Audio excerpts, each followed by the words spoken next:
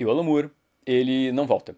Eu sei que esse programa geralmente começa com alguma notícia engraçada, mas às vezes o universo não colabora, até porque eu acho que eu não consigo fazer nada melhor essa semana do que os besouros atacando a coleção das pessoas. Então a gente vai começar falando sobre o Alan Moore. Então, o Mago das Histórias, ele resolveu dar mais uma entrevista polêmica ao jornal The Guardian essa semana e...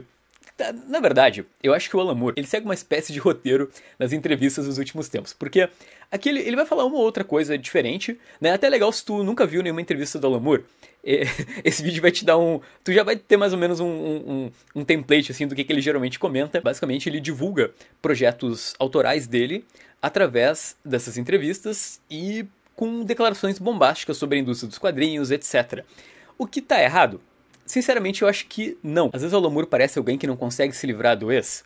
Sim, sim, porque já faz anos aí que ele se aposentou dos quadrinhos, mas vamos ler o que ele tem pra dizer porque é sempre muito interessante, né? Afinal, o cara é o maior escritor de quadrinhos que já passou pela Terra. Primeiro que o lançamento autoral dele, que ele tá divulgando aqui, é o Illuminations, que é um livro com uma série de histórias curtas que eu tô bem empolgado pra ler, e vocês já vão descobrir por quê. E já tem editora no Brasil, tá? Vai sair pela Aleph por aqui. E aí, mais aqui embaixo, ele fala um pouco sobre, vamos dizer assim, o que nos toca nesse programa, né? Definitivamente, pra ele chega de quadrinhos, né? Ele faz 5 anos que ele não escreve, ele sempre vai ter um carinho pela mídia, mas a indústria dos quadrinhos e tudo que está conectado se tornou insuportável. O que chama atenção é, como eu falei, ele traz de novo um resumo do Alan Moore nos últimos anos. Ele fala um pouco sobre essa cultura dos super-heróis, né? E vê centenas de milhares de fãs fazendo fila para ver personagens que foram criados para entreter crianças de 12 anos. E ele realmente não acha que essa ideia, né, de dizer que os super-heróis ficaram adultos é verdade. Ele diz que isso foi uma confusão que rolou nos anos 80, e ele coloca a própria culpa nele, né, porque, afinal, ele escreveu Watchmen, que foi o gibi que mudou tudo. E aí, só uma curiosidade, né, vocês sabem que ele mesmo escreveu, né, uma introdução pro Batman Cavaleiro das Trevas, onde ele diz isso, né, que os quadrinhos, eles teriam crescido. Mas, na verdade, ele diz que não cresceram, né? Que existiam alguns títulos que eram mais adultos, mas magitoriamente... mas que a maior parte dos quadrinhos, então, eram mais do mesmo, né? Mas eu acho que a parte mais impactante é o que ele retoma, né? Aqui ele diz que, ali em 2011, ele chegou a falar sobre essa preocupação das implicações para o futuro, né, da sociedade. Se a gente tem, sabe, milhões de adultos querendo ver o filme do Batman desesperadamente, porque esse tipo de infantilização acaba trazendo um apelo por tempos mais simples, que acaba desembocando no fascismo, né? E ele diz que, por exemplo, que o Trump, né, foi eleito em 2016 por justamente centralizar essa ideia de figura messiânica que vem salvar tudo e a todos. E aí aqui a matéria cita, né, que nesse período, na verdade, muitos dos grandes filmes que estavam em cartaz e bombando eram justamente filmes de super-heróis. E a entrevista fica mais interessante ainda, quando mais aqui embaixo ele fala um pouco sobre a conexão dele com a magia e como ele fez isso no quadrinho Prometeia, né, que foi uma HQ que ele utilizou para comunicar, né, um esforço para comunicar essa visão de mundo. E ele disse que ele rejeitou a HQ hoje, né, pelos problemas que ele teve com a DC, mas foi um belo trabalho, que inclusive ele acredita que dá um certo gosto ou sensação, né, o senso sobre a experiência mágica. Sobre essa parte, então, aqui em cima, que o Alan Moore fala um pouco do quanto o fascismo ele surge, né, a partir do momento que os filmes de super-heróis, né, eles têm eles podem ter implicações, né, pro surgimento do fascismo. É interessante a gente ver o que aconteceu com o passar do tempo, né, porque ele disse isso em 2011. A gente está em 2022. E hoje uma das séries a série mais famosa e que mais bomba, e que conseguiu também furar muito a bolha dos quadrinhos, né, e do nerd e tal, é The Boys, que é justamente uma série que vai desconstruir a ideia de super-herói, vai mostrar que esses líderes, na verdade, estão cagando pra ti, né? A gente teve aí, principalmente a segunda temporada, né, o quanto ela foi impactante, e eu acho que a destruição desses mitos, será que também acaba mudando? Eu ficaria muito curioso pra alguém perguntar, acho que o Alan Moore, obviamente, ele não vai estar assistindo e acompanhando com tanta frequência esse tipo de coisa, até porque ele chega a dizer que ele nem na internet ele entra, né?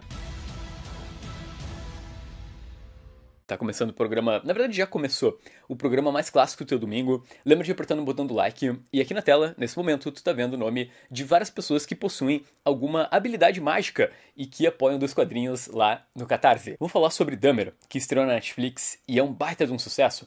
Mas sabe quem não aguenta mais essa série de TV? Derf Bakderf, sim, o quadrinista responsável pelo meu amigo Dahmer, foi lá no Twitter desabafar e dizer que não tem relação alguma com a série da Netflix, não aguenta mais pessoas mandando mensagem pra ele. Ele disse que os fãs poderiam culpá-lo, talvez pelo especial de Star Wars, que ele teve basicamente o mesmo envolvimento do que ele teve com a série do Dahmer. O meu único comentário sobre essa notícia é que esse canal, ele incentiva as pessoas a lerem Meu Amigo Dahmer, que é um baita de um quadrinho. E o mundo perdeu um dos maiores ilustradores que já pisou no planeta Terra.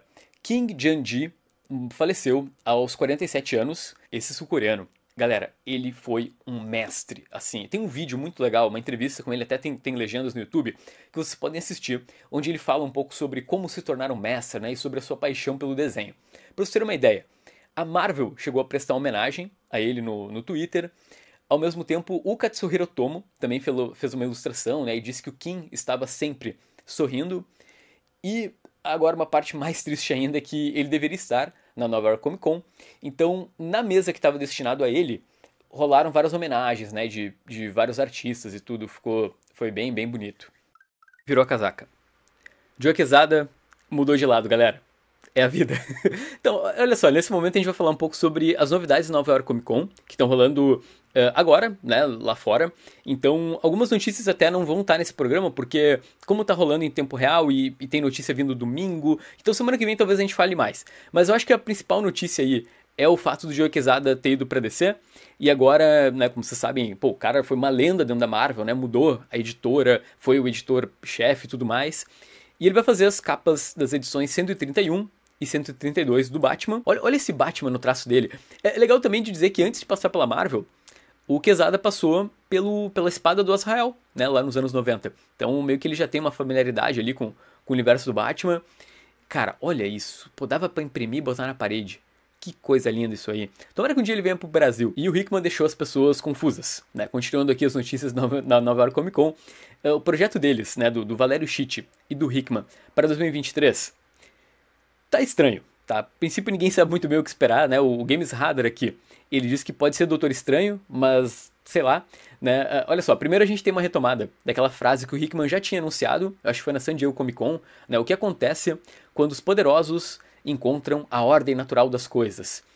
Então, em 2023 a gente vai ter esse projeto, e aí a gente tem aqui umas fichas de personagens, né? É legal de dizer que a gente já tem a confirmação que, por exemplo, esse personagem não é o Nate Gray, que muita gente estava dizendo, que essa aqui também não é a Jubileu. O Hickman ele prometeu que esse seria uma espécie de Sandman dele. Então a expectativa é alta, mas ao mesmo tempo, sei lá, né? Como a gente não teve nenhum grande personagem da Marvel aparecendo aqui nessas primeiras imagens, ficou uma coisa meio tipo, então tá, né? Vamos ver o que vai acontecer. Caraca. E repara que cada personagem tem várias e várias versões, ó. Então a gente tá vendo que seriam os estudos do Valério Schitt. Aqui, eu acho que esse cara ele é italiano, talvez. Mas então, ó, como vocês estão vendo aqui, vai ter gráfico, vai ter todo o padrão clássico aí do Hickman. E essa semana foi bem movimentada na Panini Comics, né? Eles fizeram uma live de anúncios. E vamos começar pela notícia triste, né? Aparentemente, Fugitivos, do Brian K. Vaughan, que a Panini tá lançando do começo, né? Encadernados, tudo bonitinho, capa cartão em banca, fracassou. A Panini fez algo bem comum, assim, eles fizeram uma campanha durante a live para as pessoas comprarem Fugitivos. Pô, é uma série que o público brasileiro queria muito, há muito tempo, e aí... Mas também a gente tem que pensar que acho que o time da Panini foi meio ruim, né? Porque Fugitivos chegou a ter uma série de TV e meio que a Panini não aproveitou o hype, lançou agora meio do nada e... sei lá, a galera não quis acompanhar. Também essa semana rolou vazamento pós-live da Panini, que foi Flashpoint, que chega em dezembro no Brasil. Finalmente, né, nessa nova coleção Grandes Eventos da DC, né. O Flashpoint foi super importante, é uma baita de uma história que deu origem ali ao reboot dos Novos 52, e vamos falar sobre a morte do Superman. Sim, a Panini anunciou o ônibus dessa clássica fase ali dos anos 90, que muita gente até fala mal, mas em geral as pessoas têm um carinho especial, né, pelo que ela representou para os quadrinhos super-heróis, pro próprio personagem. Tanto é que nas minhas redes sociais explodiu, né, o anúncio desse ônibus, e aí tava todo mundo muito empolgado, olha só, vai chegar e pá! O valor de capa é de R$600. Sim, é o ônibus, talvez aí o quadrinho, eu acho que é oficialmente o quadrinho mais caro já publicado no Brasil até hoje. Essa foi uma notícia que me deixou preocupado. Não com a morte do Superman, porque eu acho que muita gente até tem o quadrinho, né? Eu tenho as duas edições lá da Panini, tem a edição da Eagle Moss, que eu até pensei em comprar. Mas o que me preocupou mesmo é que o que a gente está vendo é um ônibus com reajuste. O que a Panini disse que não faria, né? Mas eles estão fazendo, eles estão reajustando um ônibus no meio do ano, né? Geralmente eles fazem um reajuste anual.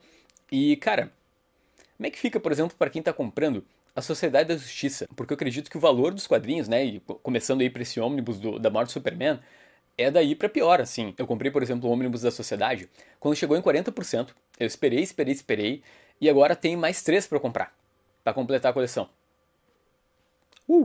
Então tá, foi muito bom te ter por aqui. Eu espero que esse vídeo tenha sido útil. Olha aí, que a tua semana seja maravilhosa, que muita coisa boa aconteça, que tu lê um monte de gibi legal e, sei lá, dê pra, às vezes, fugir um pouco das dificuldades do mundo, lendo um bom de um quadrinho e viajando aí num universo fantástico.